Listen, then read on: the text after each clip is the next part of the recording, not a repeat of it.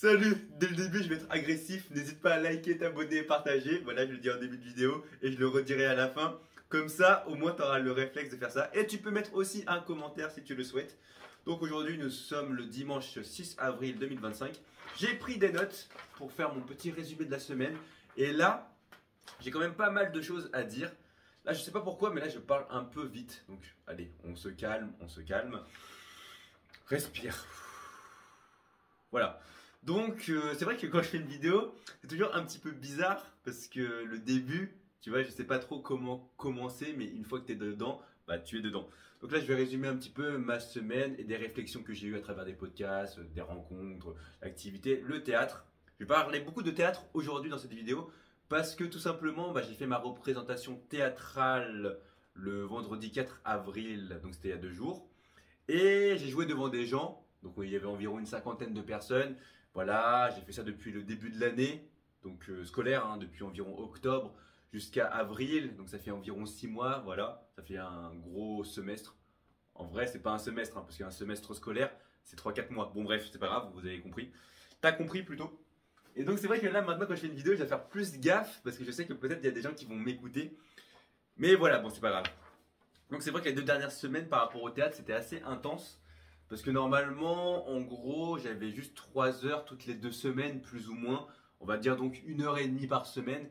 Et là, vraiment, les 2 dernières semaines, ça a rush. Il y a vraiment eu un gros rush dans le sens où bah, j'ai fait 22h30 en 2 semaines. J'ai calculé, hein. C'est-à-dire que là, le mercredi, j'ai fait 3 heures. Bah, en fait, le mercredi d'il y a 2 semaines, j'ai fait 3 heures. Le samedi, j'ai fait 5h30. Le mercredi, j'ai fait 3 heures. Le jeudi, j'ai fait 3 heures. Bon, après, j'ai dit 3 heures, mais peut-être c'était 3h30, plus ou moins. Et le vendredi, j'ai fait 14h, 21h. C'est-à-dire que 14h à 20h, j'étais avec les personnes de mon groupe de théâtre. Et après, on a fait la représentation de 20h à 21h. Et après, bon, voilà, j'étais avec des connaissances, amis, pour débriefer, parce que, évidemment, j'ai invité des personnes. Et donc, voilà, avec ces calculs, ça fait environ 22h30 de théâtre en 2 semaines. Et on n'oublie pas que je devais faire aussi les choses de la vie quotidienne, hein, de ma vie, parce que je ne suis pas acteur professionnel, accessoirement. Donc je devais continuer à faire du sport, à bouger, à aller en cours, à préparer la nourriture, à faire des vidéos, à mettre sur les réseaux, voilà, sur Instagram, mettre les stories, résumer mes podcasts, écrire tous les jours, mon résumé de la journée. Bon, voilà, j'avais quand même des choses à faire. Ce qui fait que, en plus, je rentrais assez tard le soir. Ça veut dire que, voilà, j'ai regardé une pièce de théâtre avec un ami. Donc c'était Cosmos, c'était des femmes qui allaient sur la Lune, je sais plus c'était quoi, c'était Apollon 13 je crois. Désolé, hein, il y a des trucs que j'ai un peu zappé parce que voilà, je dors pas très bien. Et donc la mémoire c'est pas ça ces temps-ci. C'est très bien le spectacle hein, par ailleurs.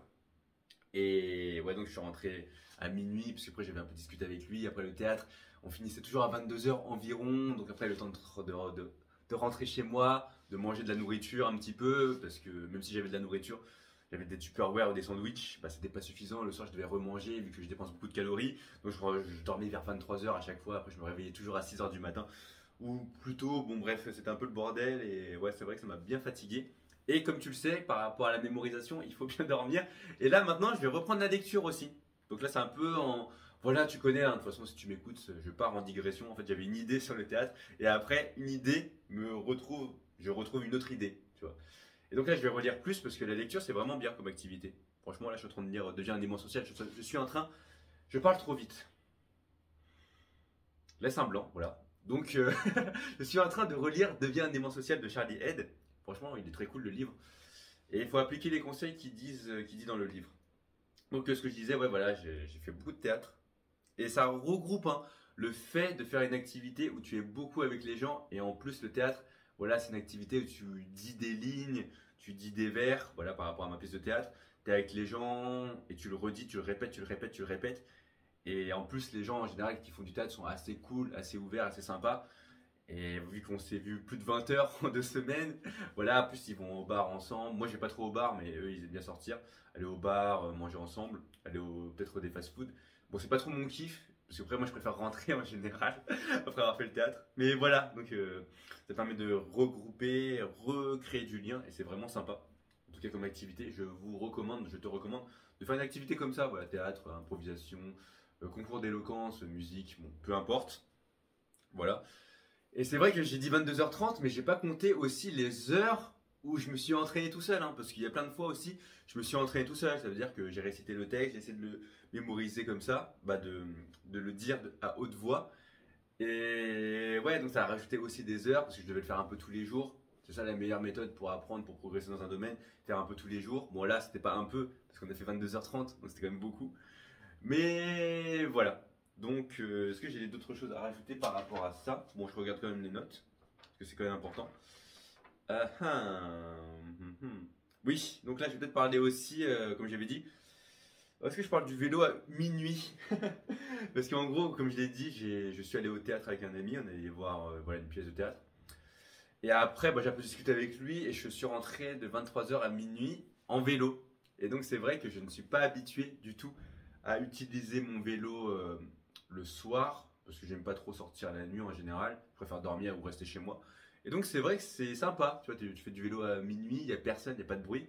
Bon, après, je crois que j'avais écouté de la musique et c'est un peu une autre ambiance. Après, j'ai dit qu'il y avait personne, mais il y avait quand même des gens. Je suis assez surpris, mais de 23h à minuit. Bah, à part, oui, quand j'ai pris des routes un peu sombres, mais globalement, dans les villes, il y avait quand même quelques personnes, hein. Donc, ouais, non, c'était vraiment cool de changer un petit peu ses habitudes, on va dire. Et maintenant, je vais parler peut-être du dernier jour où on a révisé ensemble, en fait, le vendredi, avant, bah, le jour de la représentation. On a passé pas mal de temps ensemble, et c'est vrai que, comme je l'ai dit, ça resserre les liens. Parce qu'à un moment, on a fait un espèce de battle. C'est pas vraiment une battle, mais un espèce de rap de nos textes. Parce que, tu vois, à un moment donné, pour apprendre, quand tu répètes un texte à l'infini, Dieu de la maison de mon père, vous voici, je suis épuisé, il revient l'heure d'Argolie, l'honneur de cette terre, Agamemnon revient. Ah, j'ai du mal à parler, mais Agamemnon revient vainqueur, Agamemnon rentre chez lui, la gloire le grandit, la renommée escorte. Quand tu dis tellement de fois le texte de manière robotique, là on s'est dit, bon vas-y, là on va faire une petite battle de rap par rapport à ça. C'était quoi déjà? Attends. Dieu de la maison de mon père, vous voici, je suis épuisé. Bon bref, tu vois, moi j'étais vraiment éclaté. Mais vu qu'eux ils l'ont fait, et tu vois, ils ont mis un peu de musique et tout, donc il y avait un petit peu de mouvement. Mais tu vois, c'est des petits moments comme ça aussi qui te permet d'être un peu moins timide, de plus oser. Parce que dans la vie de tous les jours, voilà, tu vois, je vais pas forcément bouger. Moi, je suis quelqu'un qui ne bouge pas beaucoup. Et là, même en vidéo, tu vois, quand je bouge, c'est vraiment robotique. C'est vraiment robotique. Mais bon, bref, tu vois, ça permet de décoincer un petit peu. Et c'était marrant, tu vois, on a fait des petits trucs comme ça, on a bien rigolé, on a crié dans la rue. Il y a plusieurs fois, j'ai déclamé mon texte, vraiment, on était dehors, 50 ans de Yvelines. Voilà, pas très loin de l'université. J'ai crié, bon là j'avais évité de crier chez moi, mais j'ai crié dans la rue au moins 4-5 fois, ça fait du bien. J'ai balancé mon texte vraiment très fort et je pense que les gens ont dû se dire mais c'est qui se fout. Et voilà, ça permet vraiment d'avoir moins peur. Et en plus, au théâtre aussi, bah, bon, je vais peut-être en parler un petit peu après, mais quand on a fini la représentation, bah, vu qu'on était tous stressés, c'était quand même un moment fort. Bah, après, on s'est tous fait un câlin général, on s'est pris dans les bras, on s'est shake et on s'est encouragé. Ouais, franchement, c'est bien le théâtre. Franchement, c'est bien. Et donc, pour revenir sur le dernier jour, comme je l'ai dit, bah, il y avait un mec, je sais plus comment il s'appelle. Ouf, Valentin, c'est ça. Ah, j'ai dit son vrai prénom, mais bon, c'est pas grave. De toute façon, c'est pas comme s'il avait regardé la vidéo et c'est pas comme si vous le connaissiez aussi. Bah, c'est lui qui s'occupait des lumières, du son. Et c'est vrai que pour une pièce de théâtre, bah, tu peux juste dire ta pièce sans son, sans musique, mais lui, il avait mis des effets de lumière, il avait mis des musiques, il avait mis des transitions. Et c'est vrai que ça change quand même tout, ça change quand même pas mal de choses. Et on avait des costumes. Et donc, voilà, en fait, pour le dernier jour, on avait un peu répété voilà, dans la scène, dans la pièce où on révise d'habitude. Et après, on a révisé un petit peu entre nous. Mais c'est vrai que aussi, la dernière heure, c'était intéressant parce que on avait le choix, en fait, de s'isoler ou de re-réviser. Parce que, tout simplement, bah, on a déjà beaucoup révisé, tu vois. Depuis 5-6 mois, bah, pas depuis 5-6 mois, mais depuis 2-3 mois, depuis le début de l'année, on a eu nos rôles, on a eu le temps de réviser. D'ailleurs, j'ai pas révisé assez en avance, hein. Ça, c'est un truc aussi avec. Parce que moi, je jouais Euribat, un messager, et j'étais avec deux autres personnes. Parce qu'en gros, Euribat, il a un long monologue qui fait 10-15 pages. Bon, après, il a été un peu coupé, parce que sinon, ça serait trop long. Et donc, finalement, Euribat a été joué par 3 personnes, dont moi. Et donc, pour l'apprentissage du texte, je pense que le mieux, ça aurait été vraiment de commencer le plus tôt possible. Dès que tu as ton rôle, tu commences l'apprentissage et après, vraiment, tous les jours, tu apprends. Et c'est vrai que nous, on s'est pris un petit peu tard. Bon, en soi, j'ai quand même appris mon texte, hein, évidemment. Mais il y avait des petits moments, on était plus sûr qui parlait. Parce que, en fait, quand tu découpes le texte comme ça veut dire que là, au début, je sais que c'était Axel qui parlait, après c'était moi, après c'était Tom, après c'était Clytemnestre, donc après c'était Awa, après c'était Axel, après c'était Tom, après c'était moi, après c'était encore Clytemnestre, Tom, Clytemnestre. Et donc, il faut connaître l'ordre de qui parle et la dernière phrase de ce que dit l'autre. Et donc, c'est vrai que faut pas juste apprendre son texte. Et en plus, quand tu fais du théâtre, c'est pas juste tu déclames ton texte, hein, c'est pas juste tu dis, par exemple, comme j'ai dit, alors le fils d'Atrée, lui, se gare au large, plus malmené par la mer que par la guerre, un vainqueur est moins triste apparence que ce vainqueur qui est parti à la tête d'une flotte innombrable, qui ramène quelques vaisseaux délabrés. En fait, c'est pas juste tu balances ton texte, c'est aussi la gestuelle, c'est l'intonation, le regard, tout ça. Et nous, on n'était pas habitués, moi, j'étais pas habitué à faire tout ça. Moi, j'étais juste habitué à balancer mon texte, et donc j'avais du mal. En plus, on m'a dit, bah, Grégoire, le metteur en scène, il m'a dit que je bougeais un peu de manière robotique, c'est voilà, bon, si tu regardes pas la vidéo, c'est un peu des blancs, mais je sais pas bouger de manière vraiment fluide. Et bon, ça, c'est peut-être parce que je sais pas trop, en coordination, je suis pas très bon. Mais bref, donc, ouais, la dernière heure, donc avant la représentation, justement, on a pris tous le temps. Bah, moi, j'ai pris le temps de marcher, de me reconcentrer, parce que justement, je trouve que ça sert à rien de relire son texte, de re-réviser, parce que ça te stresse encore plus. C'est-à-dire que le travail a été déjà fait. Tu vois, moi, je pars de l'objectif, je pars du principe, pardon, que imagine, tu vois, tu fais une compétition de sport, bah ça sert à rien. Oui, tu fais ton échauffement évidemment avant, mais le travail a été déjà fait en amont, c'est-à-dire que tu as déjà fait des dizaines, des centaines, des bon, milliers d'heures de sport avant pour arriver à ce point de la compétition. Et là, c'est pareil pour le théâtre, c'est-à-dire que j'ai déjà fait des dizaines, peut-être pas des centaines non plus, mais bon, des dizaines d'heures de révision. Et là, justement, si j'allais encore réviser, moi, ça allait me stresser encore plus parce que là, j'avais plus besoin de faire le vide. Et en plus, quand tu fais une représentation, quand tu passes dans une compétition ou peu importe, tu es devant les gens, tu n'as qu'une seule chance. Tu vois, tu peux pas refaire la scène. C'est-à-dire que là, on était devant les gens, on peut pas dire aux personnes, bah non, là, j'ai raté, on refait. C'est-à-dire que là, vraiment, tu as une seule chance, bah, tu peux pas te rater en soi. Et donc, moi, ça m'a fait penser, je vais faire un petit parallèle au sport. C'est par exemple quand tu fais un 400 mètres, bah, moi, je sais que j'ai qu'une seule chance de le faire à fond. Parce que, en fait, si je me donne pas à fond, bah, c'est mort. Déjà, c'est-à-dire que j'aurais pas fait ma meilleure performance. Attends, si je me donne pas à fond, bah, j'aurais pas fait ma meilleure performance. Mais si je me donne à fond, après, je sais que même si je prenais 10 minutes de récup, 15 minutes, j'arriverais pas à remettre la même intensité. Parce que, en fait, t'es un 400 mètres, voilà, bah, quand tu fais un 400 à 800 à fond, bah, même si tu prends 10 minutes, bon, ça c'est mon cas personnel, mais même si tu prends 10 minutes de récup, je refais pas le même temps. Parce que je me suis donné à fond. Et là, c'était un peu pareil pour le théâtre, ça veut dire que bah voilà, t'avais qu'une seule chance. Et heureusement que je fais du sport parce que ça te donne en fait cette notion de tu peux pas rater en fait. En fait, tu peux pas rater. Et donc, j'ai parlé un petit peu de cette représentation quand j'ai joué.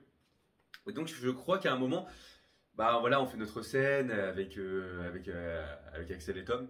Et je crois qu'à un moment, ça bug, vraiment, il y a un bug. Mais je crois que c'est moi qui devais dire le texte. Et je savais pas, j'avais une espèce de blackout. Ouais, c'est ça le mot. Une espèce de trou. Et je sais plus, en fait, je sais plus si c'était moi qui devais dire un truc, mais je crois que c'était moi. Et Axel, finalement, après, il a repris. Parce qu'en fait, quand il y a un gros blanc de plus de 5 secondes, là, on s'était dit, c'est pas grave, bah, il y a quelqu'un qui doit prendre l'initiative pour enchaîner le texte, et Axel, il a repris. Mais par contre, on a coupé une bonne partie, hein. On a dû couper, je pense, 1 ou 2 minutes de blabla. Mais heureusement qu'il a fait. Et en fait, ça m'a fait réfléchir à un truc. Parce que justement, en fait, moi je suis plutôt individualiste solitaire, j'allais dire, mais individualiste, c'est que justement, en fait, si je rate, bah, c'est moi qui rate. Et là, justement, bah, je pense que c'est moi qui avais raté cette partie. Mais Axel a rattrapé le coup. Et donc, ça m'a fait penser que justement, tu vois, dans les sports collectifs, bah oui, moi j'aimerais pas en tout cas qu'une personne, on va dire, ne se donne pas à fond et qu'il me fasse perdre, entre parenthèses, l'équipe. Mais en même temps, tu sais que tu peux compter sur eux. Et là, c'est ce que j'ai senti, tu vois, en faisant cette partie, tu vois, de ma scène. Parce que oui, j'ai oublié de le dire, mais je jouais que dans une scène, hein. En fait, tout le long de la pièce, voilà, bon, j'apparaissais en tant que, j'allais dire en tant que caméo, mais en tant que acteur qui fait pas de bruit, tu vois. Bah, en fait, juste un acteur bah, qui est là sur la scène, mais qui n'a pas de texte. Et là, j'avais juste une scène bon, assez longue, avec, voilà, comme j'ai dit, avec mes deux camarades. où on parlait, on déblatérait un récit par rapport à Troie, voilà, le retour du roi, etc. Et donc, ouais, donc il m'a vraiment, je pense, aidé. Parce qu'après, ça a repris le texte, on a repris le texte parce qu'on connaissait. Et ouais, non, ça s'est pas trop vu, parce que les spectateurs ne connaissent pas le texte. Bon, après, apparemment, c'est un peu vu. Mais là, ça me fait penser aussi au livre Devient un aimant social. Des fois, on a l'impression que quand tu rates une conversation, quand tu rates une interaction avec une personne, quand tu rates quelque chose, tout le monde va le voir. Mais en fait, non. Tu vois, les gens, ils vont pas se dire, ah ah ah, le mec, là, il s'est raté, il connaît pas son texte. Et justement, moi, j'aime bien dire cette phrase, mais moi, j'avais écouté ça dans un podcast aussi, mais quand tu lèves la main, quand tu participes en classe, des fois, il y a des gens qui ont peur, tu vois, de lever la main parce qu'ils vont être jugés. Mais en fait, essaie de penser, mais quand tu vois une personne lever la main en classe, qu'est-ce que toi tu penses? Est-ce que tu penses que c'est un loser? Est-ce que tu penses que sa question est drôle? Est-ce que tu penses, ah, c'est pertinent? Et en général, quand quelqu'un lève la main en classe, bah, moi, je dis, ah ouais, c'est une bonne question. Elle a pris la parole, elle a exprimé son oral, elle va gagner en confiance en elle. Et c'est ça en fait, il faut changer un petit peu son paradigme, sa façon de penser par rapport à ces choses-là. Et donc finalement, on s'est un peu raté, mais ça s'est pas vu. Et donc finalement, bah, après en globalité, c'est nous qui l'avons ressenti comme raté. Bah, moi, je l'ai ressenti un peu comme raté, mais je suis quand même content parce qu'on s'est rattrapé. Tu vois, c'est avec cet échec-là, on s'est dit en fait vraiment, ça aurait été un vrai échec si il y aurait un gros silence et si on était en mode pendant 2 minutes. Mais après cette erreur, justement, bah voilà, Axel il a repris et après moi j'ai repris parce qu'il avait dit son truc. La foudre, non, il avait dit le feu strie le ciel, je sais pas quoi, mais après je me suis rappelé mon texte. Et donc, ouais, non, franchement, c'est une bonne expérience parce que, encore une fois, même si tu rates, c'est pas grave.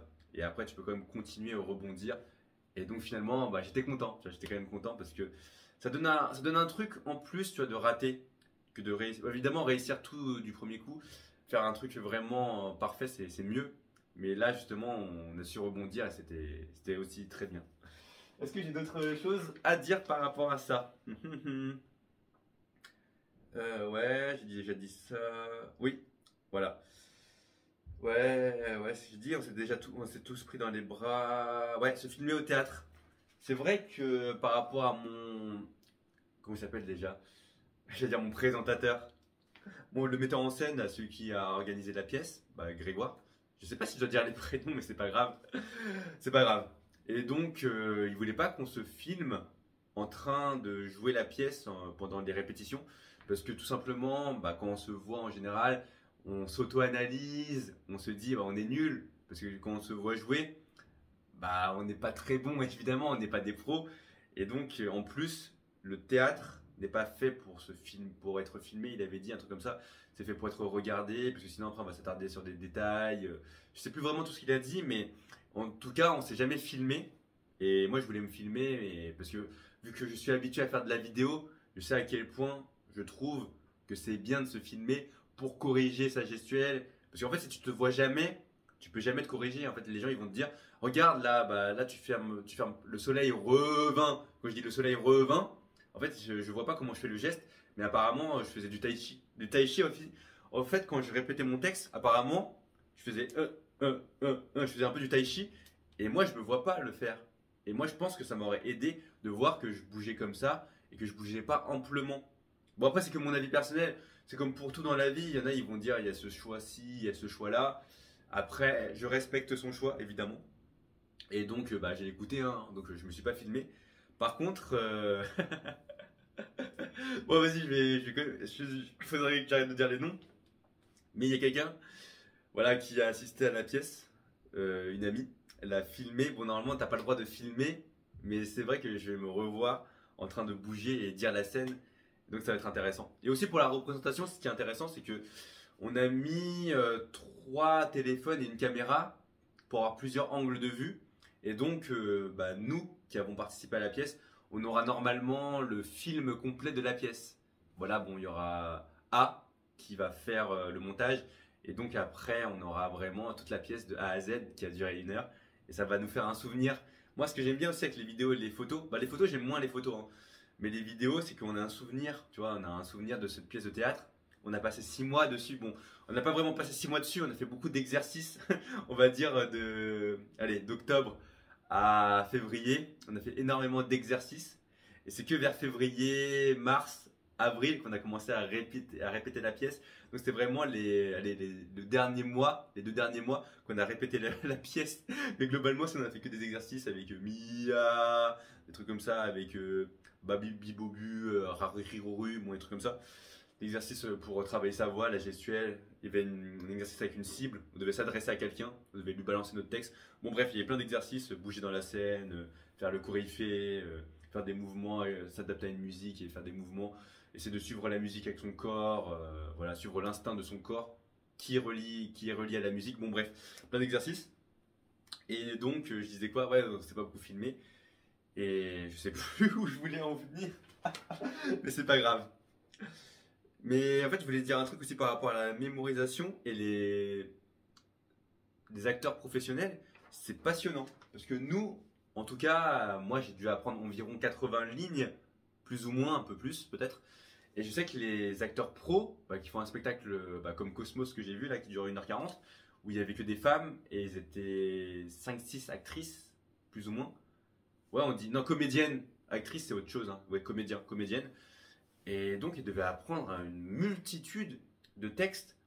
Et moi, je me suis dit que juste avec 80 lignes, c'était long. C'était déjà, j'ai mis vraiment beaucoup de temps. Et en plus, Grégoire, là, notre metteur en scène, bon, je dis son prénom, c'est pas grave parce que je l'ai déjà mentionné. Il a joué une pièce de 6h30. Donc, c'était de 14h à 22h ou 23h. Après, il y avait des entr'actes, il y avait des moments où on pouvait manger aussi, il y avait des pauses repas. Et donc, bon après, c'était pas un monologue pendant 6h30, j'ai pas vu la pièce. J'aurais dû y aller d'ailleurs. Hein. Je regrette de ne pas être allé voir cette pièce. Bon, à cette époque-là, j'étais trop fatigué. Je me rappelle, j'étais trop fatigué. Et donc, après, j'allais de 14h à 23h, j'allais rentrer à 1h du matin. Bon, voilà, j'étais trop fatigué. Mais c'est dommage, j'aurais dû vraiment y aller. Et je me dis, comment il a fait pour retenir autant de textes, même si évidemment, comme j'ai dit, ils se répartissent le rôle, mais 6h30 d'une pièce, c'est un truc de fou. C'est un truc de fou. Bon, bref, voilà, c'est pour ça que je suis impressionné maintenant. Encore une fois, j'aime bien dire cette phrase, mais je veux dire quand tu rentres dans un domaine, mais quand tu essayes un domaine et que tu t'investis, que tu passes du temps, tu peux comprendre la complexité d'un domaine. Et là, maintenant, bon, par rapport aux acteurs comédiens, je comprends à quel point c'est difficile, même si je ne suis pas du tout acteur. Mais là, pendant les 2 dernières semaines, on va dire que j'ai vécu une petite parcelle de la vie de comédien. Voilà. Et pour le sport, c'est pareil. De toute façon, moi, je fais beaucoup de sport, donc je peux comprendre les sportifs de haut niveau. J'ai une meilleure compréhension des sportifs de haut niveau qu'un mec qui fait pas de sport, tout simplement. Et est-ce que j'avais d'autres choses à dire? Donc là, c'est vrai que c'est la fin d'un cycle, encore une fois. Là, c'est fini le théâtre. Et comme j'aime bien l'écrire, c'est the beginning of the end and the end of the beginning. Donc le début de la fin et la fin du commencement. Voilà. Et donc ça va clore un petit peu ce sujet sur le théâtre. Et ouais, non, ça m'a permis aussi de retrouver des personnes, de retrouver des personnes, mais d'inviter des personnes et donc tout simplement de revoir des personnes. C'est vrai que des fois, tu perds des gens de vue et donc c'est bien d'avoir des petits événements comme ça pour se regrouper, se retrouver. Parce que le temps passe, mine de rien, ça fait très longtemps maintenant que je suis à l'université, on va dire. Et des fois, voilà, en 5 ans, en général, tu as le temps de finir ton master, tu as fini tes études, ta licence, peut-être partir à l'étranger, tu as travaillé. Donc se revoir quelques années plus tard, ça fait du bien. Et ouais, donc c'est plus ou moins ça. J'ai pas grand-chose à dire par rapport à ça. Ouais, j'ai beaucoup écouté des podcasts sur l'éloquence. C'était avec InPower, je crois. C'était avec Diary of a CEO, avec Steven Bartlett. Je crois que j'avais écouté un autre truc avec Nassim. Et c'est vrai que l'éloquence, moi ça m'intéresse. Je devrais peut-être regarder des concours d'éloquence en direct ou participer. Parce que, encore une fois, je trouve sortir de sa zone de confort. Le podcast de InPower avec Louise Aubéry, elle aime bien poser cette question, mais c'est quand est-ce que quand est-ce que tu es sorti de ta zone de confort pour la dernière fois? Bon, après, sortir de sa zone de confort, je pense, c'est un truc d'avoir fait un truc un peu exceptionnel. Donc moi, j'ai fait le théâtre, j'étais devant 50 personnes, j'ai joué mon rôle, je devais apprendre un texte, donc je suis sorti de ma zone de confort en tout cas. Et pour d'autres choses aussi, là j'ai préparé, j'en reparlerai tout à l'heure de l'anniversaire d'un ami de ma classe.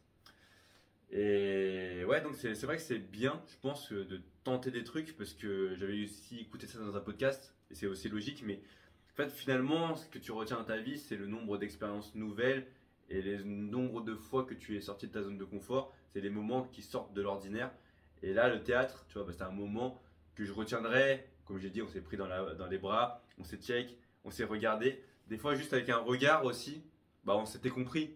Parce qu'on a passé tellement de temps ensemble, on s'est dit, voilà, c'est maintenant notre moment. Et il faut le gérer et il faut y aller, quoi. Même si on avait tous peur. C'est vrai que là, j'ai oublié d'en parler par rapport au théâtre, mais la dernière heure, comme je l'ai dit, avant la représentation, bah, chacun faisait un peu ce qu'il voulait, hein. C'est-à-dire qu'il y en a qui révisaient le texte, il y en a qui marchaient, moi j'ai marché dehors, il y en a qui voulaient juste parler un peu ensemble. Moi j'étais un peu dans mon coin, j'étais en train de réfléchir, j'étais en train juste de penser, de faire des respirations. Et c'est vrai qu'on était tous stressés, on faisait les 1000 pas, c'est-à-dire que la dernière demi-heure avant, bah, on était tous revenus dans la salle de représentation et on faisait les 1000 pas, on marchait, on marchait, on marchait. Et après c'est vrai que bah, Grégoire il nous a fait des petits exercices pour nous déstresser. Et c'est vrai que voilà, on était tous stressés. Il y en a qui tremblaient des jambes, mais on ne devait pas le montrer. Et c'est ça, tu vois, la force un peu de l'être humain. C'est que, enfin, faire les choses, tu vois, même si tu as peur, bah, faut y aller, tu vois. Et là, on n'avait pas le choix, bah, fallait y aller. On était peut-être pas prêts, mais ouais, franchement, on était tous très contents. Une fois qu'on a fini ce spectacle, franchement, on était tous heureux. Et ouais, ça nous a vraiment, comme je l'ai dit, il y a des activités dans la vie qui créent des vrais liens et je pense que le théâtre, ça crée du lien avec les gens. Voilà. Et je reprends mes notes encore une fois. J'ai parlé des podcasts de l'éloquence sur l'éloquence. Les concours, j'aime bien. Je crois que c'était dans la grande librairie, il y avait des jeunes, collégiens ou lycéens, qui faisaient un concours. Bah, j'avais écouté ce podcast où justement ils devaient lire avec une émotion des textes de théâtre, des romans, bon peu importe. Je crois que c'était des textes de théâtre. Et c'est trop, je trouve que c'est trop stylé. Donc vraiment l'improvisation, toutes ces choses-là. Je commence à me dire, tu vois, moi je pense que vraiment avec les mots, les expressions, en fait c'est ça qui permet de connecter avec les gens. Parce que si tu t'exprimes bien, si tu parles bien, si tu développes des idées, des arguments, c'est ça en fait qui crée aussi une connexion en fait. Les gens recherchent des personnes qui savent parler, qui savent s'exprimer, qui ont une opinion. Si tu es juste un mec ouais, peut-être qui fait du sport ou qui n'a pas forcément d'opinion, qui sait pas s'exprimer, bah, il te manque un gros truc dans ta vie. Donc moi j'ai envie de développer ça et c'est pour ça aussi que je fais des vidéos. Tu vois là je suis en train de te monologuer depuis tout à l'heure là. Et moi je prends du plaisir aussi, il faut prendre du plaisir, faut pas oublier cette chose. Il faut prendre du plaisir quand tu fais une activité. Donc maintenant je vais parler bah, voilà, d'un anniversaire. Bon aussi je mentionne le prénom de la personne, bon on ne mentionne plus les prénoms, je dis juste la première lettre. Donc là c'est comme tu le sais, bon, si tu suis mes vidéos, mes podcasts plutôt, c'est plus des podcasts que des vidéos. Bah, je suis en master MEF, hein, premier degré pour être professeur des écoles, enfant de 3 à 11 ans. Voilà, bon, je vais pas faire le rappel et le speech plus longtemps que ça. Et là, c'était l'anniversaire d'un camarade de classe. Et donc, je me suis dit que j'allais faire des cookies pour toute la classe et j'allais ramener des bougies et lui faire un gros cookie et un cadeau aussi pour mettre un petit peu d'ambiance parce que j'aime bien dire cette phrase, mais des fois, on est avec des gens, on les connaît pas. Ça m'a toujours énervé, mais on est toujours avec des gens tout le long de notre vie et on connaît quasiment rien des gens, à part si tu es proche d'eux et que tu leur parles. Mais globalement, moi, en tout cas, dans toute ma scolarité, j'étais proche de quasiment personne. Après, je sais qu'il y a des gens, oui, ils arrivent à être proches, voilà, à chaque fois, ils ont un ou deux amis dans chaque classe, mais moi, non, ça a été très peu mon cas en tout cas. Et donc, je me suis dit, bon, en fait, les gens, ils aiment bien quand tu prends des initiatives, tu mets un peu d'ambiance, c'est toujours sympathique. Tu vois, ça met un peu du baume au cœur, ça met un peu de la joie. Donc, j'ai préparé mes cookies et je me suis rendu compte aussi qu'il ne faut pas penser qu'à sa gueule dans la vie. Voilà, en fait, en faisant plaisir aux gens, bah voilà, toi aussi, tu es content, tu vois, parce que quelle personne n'aime pas faire plaisir aux gens, je pense.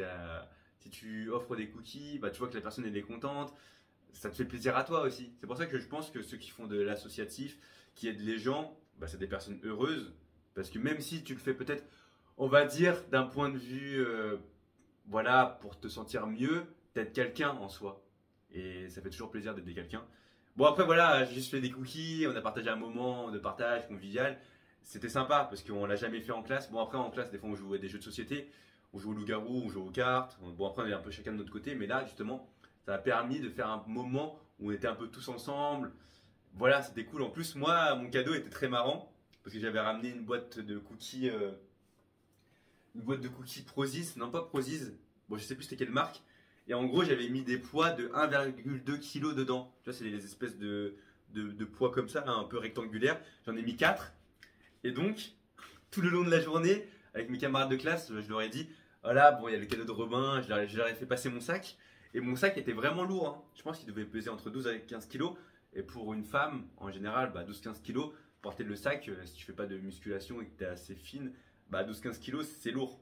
Même pour un mec, bah, 12-15 kilos, oh, ça se porte, hein, mais voilà, c'est pas non plus très léger. Bon, après, moi, je suis quand même sportif, j'ai quand même pas mal de force. Donc voilà, je peux te le porter d'une main. Mais pour la plupart des gens, c'est lourd. Et donc c'était un peu un running gag où je faisais passer mon sac à pas mal de personnes et que finalement les gens pensaient que j'allais offrir des poids à R, donc le nom de la personne. Je vais l'appeler Célestin. Ça c'est grâce à From Human to God qui appelle les mecs Célestin. Genre Célestin. Et donc dans la boîte j'avais mis 4 poids de 1,2 kg, donc ça fait 5 kg. Et hop, tu prenais la boîte et c'était très lourd. Bah, c'était quand même lourd hein, tu vois, de prendre la boîte comme ça là, en prise. Comme si tu portais un petit peu, je sais pas trop comment dire, mais une boîte, tu vois. Et donc c'était marrant parce que les gens pensaient vraiment que j'allais offrir ça. Et après je lui ai dit, bon regarde en fait avec la boîte, là tu peux faire des exercices pour faire muscler tes extenseurs de la main, pour muscler un peu ton grip, ton poignet, tes doigts. Donc je lui ai montré les exercices. Et en plus, bon après je lui ai dit, bon allez c'est pas ça ton cadeau. Et je lui ai offert un N-grip. N-grip c'est le petit appareil où tu le tiens dans ta main et après tu peux régler un peu la résistance. Et ça te fait travailler voilà aussi les avant-bras, les doigts, les muscles extenseurs de la main et tout. Donc je lui ai offert ça parce qu'il fait de l'escalade, Jean-Célestin, il fait de l'escalade. Et donc bah, tu as besoin d'avoir un bon grip, d'avoir des bons doigts. Et il était content parce qu'il en avait pas. Parce que en plus vu que je le connais dans la vraie vie, voilà on est amis, on se discute, on a fait du sport ensemble, on se parle quand on se voit en tout cas, pas forcément par message mais quand on se voit. Et je sais que bah voilà il en avait un mais que voilà il en avait peut-être besoin, donc il était content. Et encore une fois, bah voilà, après j'ai offert des cadeaux, comme j'ai dit, des cookies à tout le monde et aux profs aussi. Donc ça permet de créer un peu une ambiance un peu plus souriante, en plus il faisait beau. Et voilà, tu vois, c'est ça, comme j'ai dit, le but de la vie c'est de créer des souvenirs. Et en plus il y a quelqu'un dans la classe. Attends, comment j'appelle les femmes, comment il appelle les femmes FCAN déjà dans ses vidéos? Il appelle Jean Célestin, c'est les mecs. Et les femmes, c'est les. Comment il les appelle? Je crois qu'il avait dit un nom. C'est pas Jean Célestine, hein? Bon, on va l'appeler Jean Célestine. Jean-Célestine l'a filmé, elle a pris des vidéos. Et donc ça fait un bon combo, tu vois, ça fait un souvenir vidéo et un souvenir, bah voilà, tu vois, que tu te rappelles dans ta tête. Parce qu'on n'a fêté aucun anniversaire. En plus, quand tu es prof des écoles, tu fêtes souvent les anniversaires des élèves. Moi, quand j'étais en stage, on a fêté les anniversaires des élèves. On fêtait avec du jus d'orange, des gâteaux. Bon, voilà, c'était des gâteaux industriels, c'est pas eux qui avaient fait. Mais voilà, encore une fois, c'est vraiment cool d'avoir ce moment de partage. Et c'est à faire, hein, encore une fois, s'il y a personne qui fait ces petits trucs, bah, je le fais pas forcément pour gagner des points de sympathie. Tu vois, je le fais juste pour voilà, créer une bonne ambiance. Et vu que c'est la fin de l'année, on s'entend bien, un minimum. Voilà, c'est pas la pire classe en termes d'entente, on va dire. Donc c'était cool, franchement, c'était cool. Ouais, sinon j'essaie de casser un peu les codes sociaux encore une fois. Bon, c'est vrai que j'avais déjà fait un vocal à un ami par rapport à ça. Donc si tu écoutes, je vais redire la même chose. Mais on n'est pas habitué à manger avec nos professeurs. C'est-à-dire qu'en général, bon, on mange entre collègues, camarades de classe. Et les professeurs, bon, ne mangent pas forcément au restaurant universitaire. En fait, c'est assez rare, hein. D'ailleurs, les professeurs, en général, je sais pas, ils mangent où. Ils ont soit une gamelle, un Tupperware, soit ils prennent de la nourriture ailleurs, ou ils mangent ils prennent un sandwich. Bon, je ne sais pas trop. Mais il y a un prof, monsieur Jean Célestin aussi. Je vais tous les appeler monsieur Jean Célestin. Monsieur Jean Célestin. C'est pas le même Jean Célestin que l'autre, hein, que l'autre ami, hein. Monsieur professeur Jean Célestin. Donc il mange souvent tout seul. Et là je me suis dit bon vas-y, je vais l'inviter dans notre table pour manger avec lui. Parce qu'en fait, si tu proposes pas à ton prof de manger avec toi, bah il va jamais manger avec toi. Ça c'est logique. Ça fait combien de temps que je parle là? Je vais prendre juste l'heure. Alors j'ai mis où ma montre? Bon attends, je vais peut-être regarder. Ah ouais, ça fait déjà 34 minutes que je parle. Ok, donc qu'est-ce que je disais? Oui, je parlais de mon prof. Et oui, donc je lui ai proposé de manger avec nous. Et il m'a dit, ouais, est-ce que je vous dérange ou pas? Est-ce que peut-être que vous voulez manger juste ensemble? Après j'ai dit, non, c'est pas grave, hein, mangez avec nous, monsieur, vous pouvez manger avec moi. En fait, c'est marrant parce qu'il y avait d'autres camarades de classe. Pour la première fois aussi, on avait fait une grande table. Quand je dis une grande table, en fait, au restaurant universitaire, bah, je pense que tu arrives à visualiser, mais il y a plein de tables qui sont collées les unes à côté des autres. Et donc ça fait environ une grande table qui peut contenir 30 personnes, plus ou moins, si tu prends la ligne complète. Et là, dans notre classe, on a tous mangé ensemble, on était environ une dizaine. et on a tous mangé ensemble. Bon, après, moi je trouve que personnellement, quand il y a une table de 10, ça sert à rien de manger ensemble parce que tu parles juste aux personnes à côté de toi et tous les autres, bah, tu leur parles pas. Donc autant manger séparément, moi je trouve que c'est exactement la même chose. Mais voilà, après donc j'avais demandé à des personnes est-ce que vous voulez manger avec Jean-Célestin ou pas? Et après ils ont dit non, non, non, c'est bon, on te laisse manger avec Jean-Célestin. Donc Jean-Célestin de prof, hein. Et c'est vraiment cool de manger avec un prof parce que en fait les conversations, les réflexions sont très différentes et des sujets, encore une fois, en fonction de avec qui tu parles et si tu lui parles tout seul ou si y a l'ambiance de groupe, ça sera très différent. Et donc, non, j'étais agréablement ouais, satisfait de parler avec lui. Et j'aimerais bien lui parler tout seul à Jean-Célestin. Parce qu'il y a d'autres réflexions que j'aimerais lui poser en face à face. Et pas avec la classe. Parce qu'en fait, quand je suis avec la classe, évidemment, je dois me restreindre un petit peu dans mes questions. Mais là, j'aurais bien aimé lui parler de en fait, l'utilisation des portables. Parce que je sais que les profs bah, voient les élèves qui utilisent leurs portables, qui font autre chose en cours. Est-ce que ça le dérange? L'utilisation de ChatGPT aussi, parce qu'il y en a plein, probablement, voilà, on va pas se mentir, qui utilisent ChatGPT. En fait, j'avais plein de questions comme ça que j'aurais aimé poser, et donc ça s'arrêtait un petit peu, pas vraiment malaisant, mais parce qu'il y a des gens qui se sentent peut-être visés, parce qu'il y en a qui utilisent énormément le portable et qui utilisent ChatGPT, donc j'allais pas forcément leur dire en face, ouais, bah, cette personne utilise ChatGPT ou son portable en classe, mais moi ça m'aurait intéressé d'avoir son opinion et donc de toute façon je remangerai avec lui seul à seul. Moi j'aime bien briser un peu ses codes. Moi je trouve encore une fois stupide de toujours manger avec les mêmes personnes parce que encore une fois comme je l'ai dit, si tu es seul avec la personne en groupe, comment tu poses des questions, parce que moi j'aime bien poser des questions un peu différentes, pas juste avoir une conversation un peu plate, je trouve que ça sert à rien. Bon, pas vraiment à rien, c'est trouver un équilibre. Je trouve que c'est bien de parler un peu de tout et de rien, mais en même temps des fois c'est un peu important de parler des choses un peu plus profonde. Bon, ça c'est que moi que je pense ça, on va dire, parce que je suis habitué à écouter des podcasts où vraiment les conversations, moi, m'intéressent vraiment, alors que là, quand je suis avec les gens, des fois, ça m'intéresse pas. Mais donc voilà, faut briser les codes, faut pas penser qu'une chose, bah en fait, t'as l'impression que tu vas gêner la personne, mais en fait, tant que t'as pas posé la question, tant que t'as pas demandé à la personne, tu ne le sauras pas. Et de toute façon, moi, je l'ai appris ça aussi au restaurant universitaire en parlant aux gens. Les gens sont contents de parler avec toi en général parce qu'on n'aime pas être tout seul. Bon, après, il y a vraiment des gens qui aiment être tout seul, mais globalement, si t'es une personne assez solitaire, que tu parles déjà à pas beaucoup de monde, t'es content quand quelqu'un te parle. Et maintenant, je sais plus ou moins dialoguer avec n'importe qui. C'est-à-dire que, bon, à part si vraiment l'autre personne, c'est un mort-vivant, elle dit rien du tout, mais si l'autre personne, elle a un peu, voilà, envie de parler, je peux faire parler la personne, quoi, tout simplement. Donc, il y avait ça comme sujet.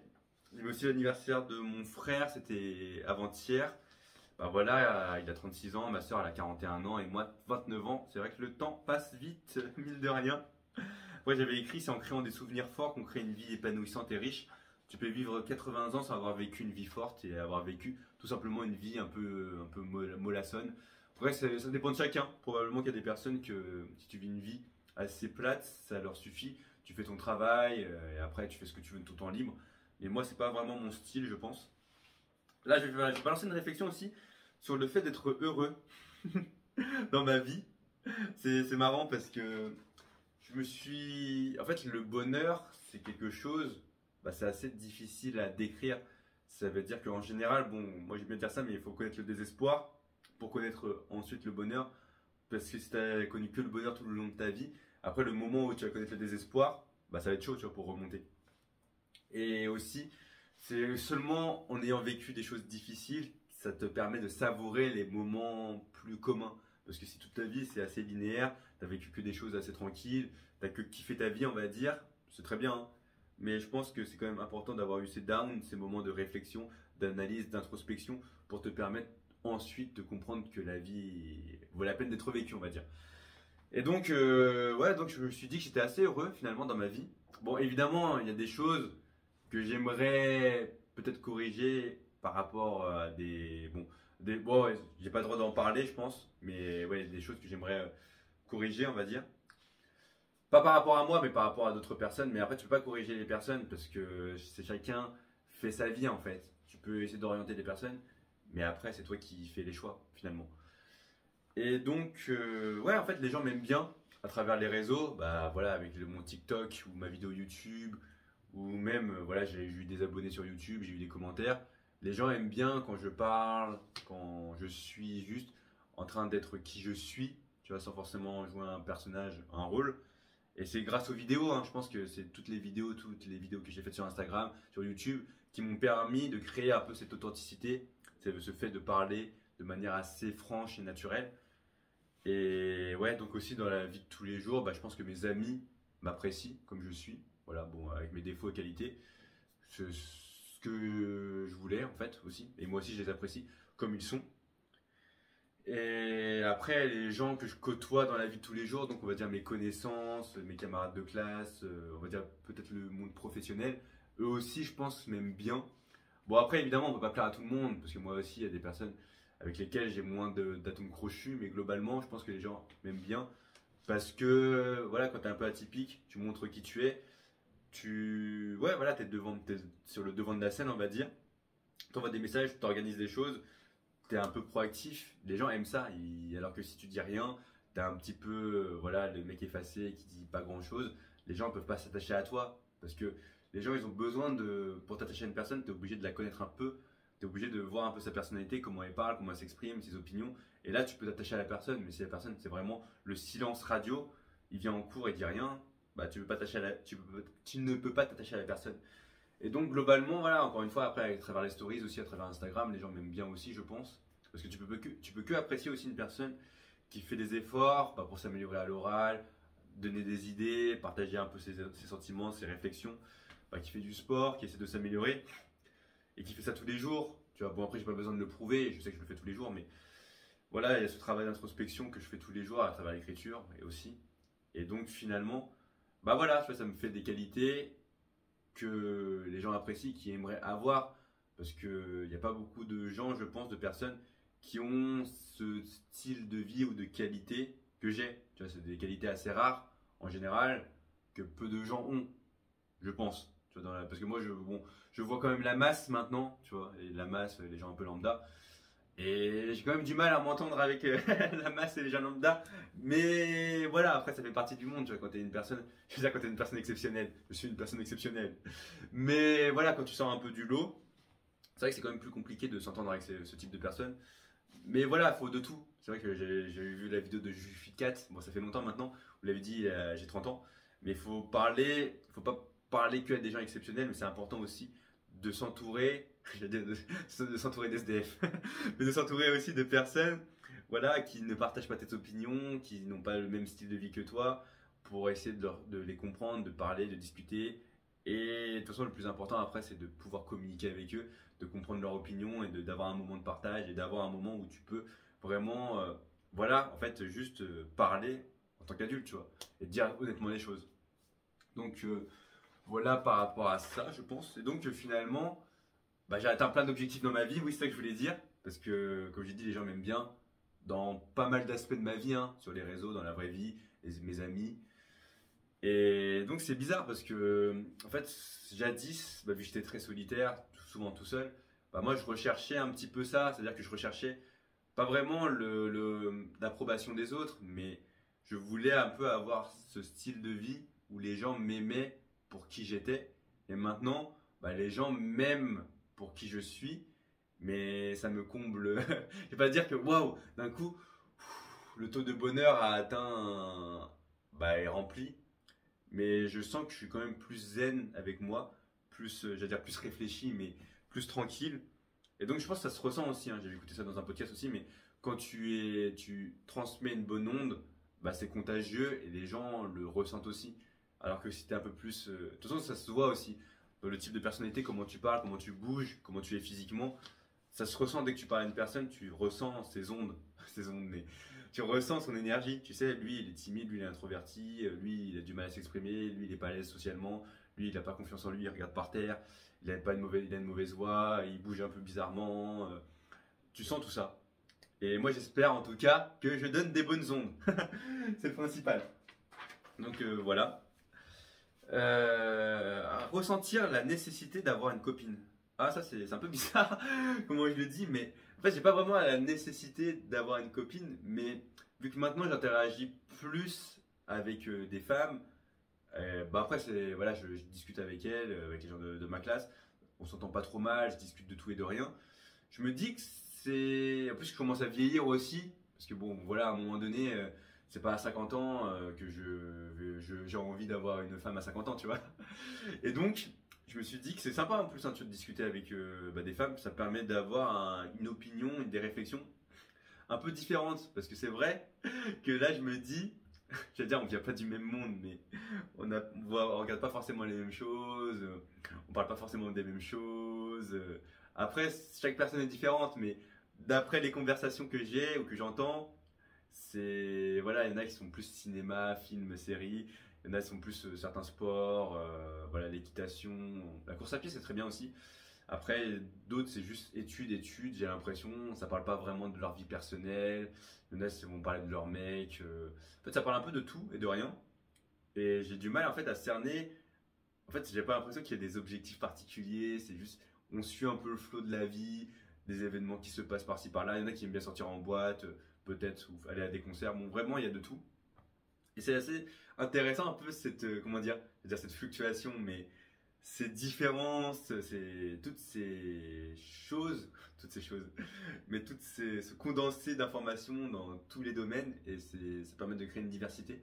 Et je trouve que c'est cool, tu vois, de changer un petit peu, pas vraiment sa mentalité, mais ses réflexions, parce que quand tu es beaucoup avec toi-même, tu gardes beaucoup ton style. Tu vois que moi j'écoute beaucoup le même style de podcast, de musique, et là ça permet un peu de diversifier un peu, de s'ouvrir un peu plus au monde, parce qu'à travers la conversation avec l'autre, à travers l'entente, et ce que tu entends, bah, ça te permet de t'ouvrir plus et de dire ah ok ça j'aime bien, ça j'aime pas, et ok pourquoi ça j'aime pas, ok ça j'aime pas, j'aime bien ça pourquoi. Et donc c'est cool, je me dis que encore une fois, bah voilà, en fait après à un moment donné aussi c'est bien de partager des moments avec une personne, et comme il avait dit Peterson, il avait dit un truc, Jordan Peterson il avait dit en gros, il a rencontré sa femme très tôt, mais après, il s'est marié avec elle assez tard. Bon, assez tard, mais vers 25 ou 30 ans. Et il avait dit un truc du genre, bah, j'aurais aimé me marier plus tôt avec ma femme pour passer plus de temps avec elle. Parce que normalement, tu vois, ta femme, bah, ta copine ou ta femme, ce sera la personne avec laquelle tu vas passer le plus de temps. Bon, après, oui, il peut divorcer, elle peut mourir, elle peut avoir une maladie. Bon, il peut y avoir des problèmes, évidemment. Même si tu trouves ta femme à 20 ans, rien ne te dit que tu vas rester avec elle toute ta vie. Voilà. Ça casse un petit peu le mythe, mais voilà, dans l'éventualité où tu restes avec ta femme toute ta vie, bah, tu vas passer énormément de temps avec elle. Et donc, comme ils avaient dit aussi, Chris Williamson, il avait dit, bah, le fait de passer ta vie avec ta femme, non, attends, en fait, quand tu passes beaucoup de temps avec ta femme, c'est comme si tu faisais un podcast continu sur des dizaines de milliers d'heures toute ta vie, parce que tu devras parler avec elle énormément. Donc, voilà. Donc là, je me sens plus prêt maintenant à parler et aussi avoir des vraies conversations. Même si je trouve que c'est quand même difficile des fois d'exprimer ses sentiments, tu vois, de se montrer vulnérable et sincère. Bon, après, je pense avoir cette qualité, voilà, bah, à travers les vidéos, parce qu'il y a énormément de gens qui m'ont entendu, voilà, bah, à travers mon histoire sur TikTok, même sur YouTube aussi maintenant. Et donc je me dis que voilà, tu vois, j'ai quand même pas mal de qualités qui font que je sais m'exprimer un minimum. Et voilà, il me faut juste une personne, il faut que je la trouve. Et bon, bah, voilà, de toute façon, je vais faire des efforts, il n'y a pas de souci là-dessus. Je commence à aller dans la bonne direction, en tout cas. 100 mètres, incroyable effort physique. Est-ce que j'ai des choses à dire par rapport à l'effort physique du 100 mètres? Voilà, donc en gros, ce matin, j'ai fait des 100 mètres. Bah, en fait, je voulais faire des 100 mètres, mais après, il y avait des gens au terrain de foot, donc je me suis arrêté. Et c'est vrai que c'était très bizarre parce que, en fait, quand tu fais un 100 mètres, vraiment, tu essaies d'aller à fond, à fond. Donc, un 100 mètres, ça dépend de ta vitesse. Mais on va dire quand tu as un niveau assez correct, c'est moins de 15 secondes, voilà, le 100 mètres. Moins de 14, moins de 13, bon, bref, moins de 14, on va dire. Et quand tu vas à fond, en fait, quand tu fais un 100 mètres et un effort intense comme ça, quand tu fais de l'anaérobie à lactique, en gros, bah, pour chaque 10 mètres, tu dois prendre une minute de récup. C'est-à-dire que quand tu fais un 100 mètres, normalement, tu vas prendre 10 minutes de récup.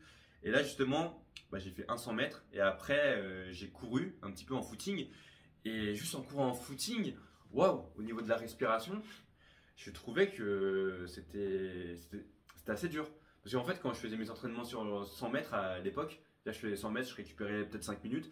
Re 100 mètres, 5 minutes de marche. 100 mètres, 5 minutes. Donc je le faisais peut-être 5-10 fois, on va dire, plus ou moins. Et là, en fait, vu que j'ai recouru un tout petit peu, c'était pas quelque chose d'habituel et je me suis dit, ah oui, en fait, le 100 mètres, ça tabasse musculairement et même au niveau du souffle, hein. Et donc, c'est un très bon exercice à faire. Et de toute façon, bah, si t'es pas sportif, je te recommande pas de faire des 100 mètres tout de suite, hein. Tu commences tranquillement. Voilà, tu fais un petit footing, tu mets de plus en plus d'intensité. Tu mets peut-être à 70. Allez, on va dire que si tu cours à 30 km/h, tu cours à aller à 20 km/h au début. Après, tu augmentes progressivement à 21, 22, 23, 24, 25. Parce que sinon, c'est un peu violent pour le corps. Même moi qui suis sportif, je trouve ça assez violent pour le corps. Et donc, je vais reprendre peut-être des 100 mètres, hein. Franchement, c'est un très bon exercice pour les jambes, le haut du corps, le gainage. Vraiment, même pour l'équilibre général, la coordination et tout, c'est très très bien. Donc, je reprendrai peut-être ça plus régulièrement. Ah, j'ai mon nez qui commence à se boucher un petit peu. Donc, sinon, je voulais revenir sur les jeux de société, c'est bien évidemment, hein. J'ai joué à Azul. Donc, Azul, c'est un jeu où tu as des ressources. Après, à chaque fois, tu dois essayer de placer tes ressources pour gagner des points et faire des trucs, placer tes ressources en ligne, en colonne. Voilà, bon, je vais pas, c'est très mal expliqué. Après, avec ma classe, on a joué au loup-garou. Le loup-garou, c'est-à-dire, je crois que j'en avais parlé ou pas dans ma vidéo précédente du loup-garou. Je ne sais plus. Bon, désolé hein, si j'en ai parlé, mais loup-garou, j'allais dire c'est un vieux jeu, mais si t'es citoyen, si t'es villageois, pardon, ton rôle est naze. C'est-à-dire que t'as pas de rôle en fait. Tu fais pas d'action. Après, oui, si t'es enchanteresse, non, c'est pas enchanteresse, mais si t'es chasseur, c'est quoi les rôles loup-garou? Si t'es, j'allais dire assassin. Il n'y a pas d'assassin dans le loup-garou. Je connais même plus les rôles. Si t'es fée. Il n'y a pas de fée, je crois. Bon, bref, il y a plein de rôles, mais voilà, si t'es sorcière et tout. Bon, il y a des rôles, on va dire, c'est plus intéressant. Mais ouais, c'est pour ça que tu vois, dans certains jeux de société, bah ouais, je veux dire que c'est pas équitable, mais voilà. C'est plus ou moins drôle en fonction de ton rôle, on va dire. Et sinon, ouais, j'ai bientôt fini Kuroko no Basket. Je crois que la semaine dernière, j'ai pas lu, mais j'ai pas regardé l'animé. Et j'étais vraiment à la fin, parce que Kuroko, bon, si tu connais, bon, c'est un animé sur le basket. Et il y a eu 3 saisons, la saison 1, saison 2, saison 3. Après, il y a eu un film, et après, il y a les NGShu, je crois. Donc, c'est le truc, des espèces de moments comiques. En fait, ils reprennent des scènes où ils mettent des moments comiques, tu vois, où ils. Comment dire? Où ils reprennent des scènes, et cette fois-ci, ils interprètent. Ouais, voilà, ça, ils jouent la scène en mettant des gags, voilà, tout simplement. Et ouais, en fait, là, il me reste juste le dernier match, hein. Le dernier match qui dure très longtemps. Et le pire, en fait, dans les shonen, c'est pour ça que les shonen, faut pas les regarder, comme je l'avais dit pour Fairy Tail ou d'autres trucs. Parce que des fois, t'es en plein combat et tu veux continuer, évidemment, tu vois. T'es en combat ou t'es en match de basket. Même si je sais qui va gagner, si je me rappelle un peu de ce qui se passe, bah, tu veux continuer. Et donc là, je me suis arrêté en plein match. Et bon, je vais peut-être finir un jour quand même. Sinon, j'ai fini Ave Musica. Ave Musica aussi. L'animé, un spin-off de Bang Dream, hein, Bang Dream, qui est un animé sur des groupes de musique, voilà, des lycéennes qui forment des groupes de musique. Et Ave Musica, c'est un groupe de musique, voilà, dans l'univers de Bang Dream. Et j'ai beaucoup apprécié l'animé parce que c'est un peu théâtral, hein. En fait, il y a un côté théâtral dans l'animé parce que ce groupe, en fait, fait une espèce de représentation théâtrale et il chante aussi. Ça fait un peu comédie musicale dit comme ça, mais c'est le style du groupe en fait. C'est un peu, voilà, ils jouent des personnages, ils jouent des rôles. Et même l'histoire, elle est assez chelou l'histoire aussi. Elle sort un peu de l'ordinaire, mais j'ai beaucoup apprécié. Bon, après, je sais qu'il y a des gens qui n'ont pas apprécié parce que c'était un peu alambiqué.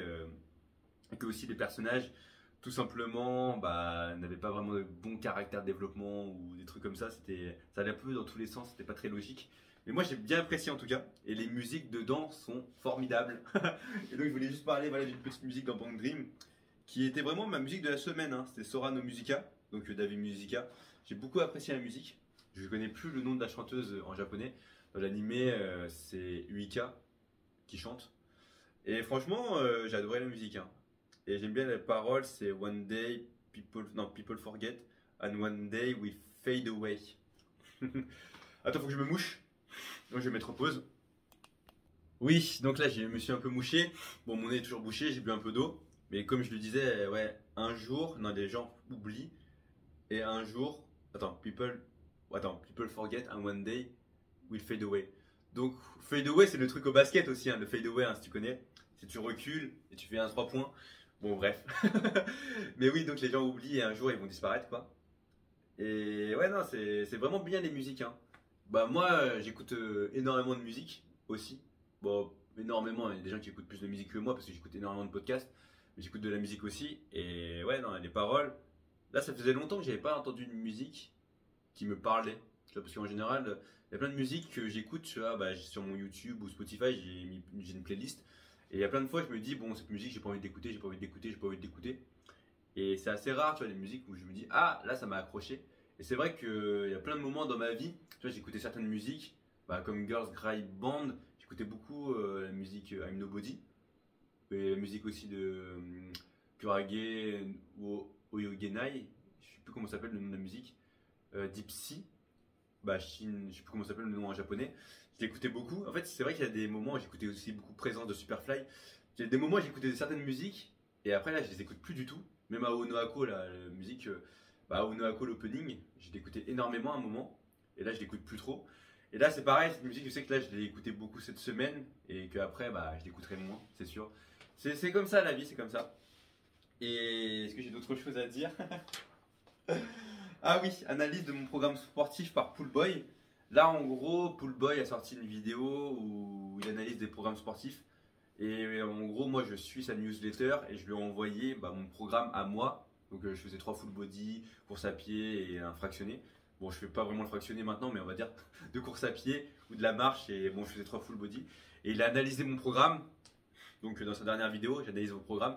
Donc, moi, avant de regarder la vidéo de Poolboy, je vais analyser mon propre programme parce que en fait j'ai mes propres réflexions et j'essaie de réfléchir bah, le pourquoi du comment je progresse pas parce qu'en fait je trouve que ce qui est intéressant aussi dans la vie c'est pas d'avoir directement la réponse mais c'est de réfléchir soi-même à comment tu peux améliorer les choses et évidemment s'il y a quelqu'un après qui peut te dire tes problèmes, tes défauts, bah tu l'écoutes hein, parce que c'est un professionnel. Et bon, en soi, moi aussi, je suis un professionnel. Hein. Mais voilà, tu vois, j'aime bien avoir ma propre opinion d'abord. Et après, je vais écouter bah, son opinion. Moi, je pense par rapport à ma programmation, pourquoi je progresse pas en traction, en max PDC, max traction poids du corps, et max traction 1RM, c'est que je fais 3 fois des tractions par semaine, moi, ce qui est bien. Mais il manque peut-être une série. C'est-à-dire que je devrais faire une série en plus, je pense, parce que je crois que je fais 4 séries ou 5. Bon, en fait, 4 ou 5 séries, ça me fait 12 ou 15 séries de traction par semaine, ce qui est pas mal. Après, il me faudrait faire un autre exercice, je pense, pour le dos, parce que en fait, c'est pas assez. C'est-à-dire que je travaille pas suffisamment mon dos. Je devrais faire soit des tractions australiennes, ou sinon je devrais retabasser les tractions. C'est-à-dire que je devrais encore refaire des tractions en plus. Voilà. Ou sinon, je devrais faire aussi un exercice d'assistance. Parce que aussi, je pense que le facteur limitant pour moi, quand je fais des tractions, c'est les biceps. Parce que évidemment, bon, tu utilises le dos, mais moi, je sens énormément les biceps quand je fais des tractions. Donc, je pense qu'avoir des bras et un biceps et des avant-bras vraiment plus forts, ça va me permettre de faire plus de tractions et d'augmenter bah, bon, un RM. Et sinon, qu'est-ce que je pourrais dire d'autre voilà. Hein. Après, peut-être que je devrais reprendre un push-pull leg plus classique. Parce qu'encore une fois, dans une séance, bah, je fais qu'un exercice dos. Tu vois, c'est pas beaucoup. Et quand tu fais un push-pull leg, par exemple, les gens, ils aiment bien mettre, allez, quand tu fais un push-pull, 3 exercices dos.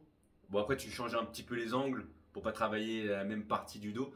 Mais tu fais 3 exercices dos, après peut-être 2 exercices biceps, tu vois. Bon. Et il y en a même qui font, allez, 5-6 exercices dos, tu vois. Et bon, voilà, c'est un petit peu abusé, mais tu vois, moi en exercice dos, je fais que de traction, tu vois. Et après, je sais que je faisais curl biceps avec élastique, voilà, curl biceps avec élastique. Mais bref, je pense qu'il me manque un petit peu de volume. Et sinon, par rapport à mes temps de récup, je pense qu'ils sont assez longs, donc ça me permettait vraiment de mettre de l'intensité. Et sinon, qu'est-ce que je pourrais dire d'autre? Après, je vais regarder sa vidéo hein, de Poolboy pour voir qu'est-ce qu'il a à dire par rapport à ma programmation. Parce qu'il y a plein de choses peut-être que j'ai pas vu et que lui, il aurait vu. Après, vu que c'est un full body, ouais, mais vu que je commence par les tractions aussi, je commence par l'exercice que je veux favoriser, c'est bon. Parce que si j'avais commencé avec les jambes, ça m'aurait fatigué pour les tractions. Donc ça, c'est bon aussi pour cette planif. Après, il y a 2 jours de récup entre ma séance, c'est assez suffisant. Bah, c'est suffisant parce qu'il n'y a pas énormément de volume. Donc tu vois, j'ai quand même bien réfléchi à le pourquoi du comment, mais je pense que pour progresser, il faudrait vraiment tabasser plus de volume, tu vois. C'est tout. Plus de volume, mais progressivement. Et faire des séances peut-être un peu plus longues ou diminuer les pompes. Ouais. Donc tu vois, c'est assez compliqué hein, de faire une bonne programmation, de trouver le juste équilibre. Mais je dirais ça. Donc je vais regarder la vidéo de Poolboy. Est-ce que j'ai d'autres choses à ajouter? Je pense que là, ça va faire une petite heure de vidéo. Hein. Ouais, ça va faire 1 heure. Donc, je vais te redire, n'hésite pas à liker, t'abonner et partager. Sur ce, la fête est finie. J'allais reprendre le solide mic. Mais voilà, donc j'espère que tu as apprécié encore une fois. Je te dis les 3 choses de la fin: poulet fermier, esprit shonen et sois acteur de ta vie. Allez, salut!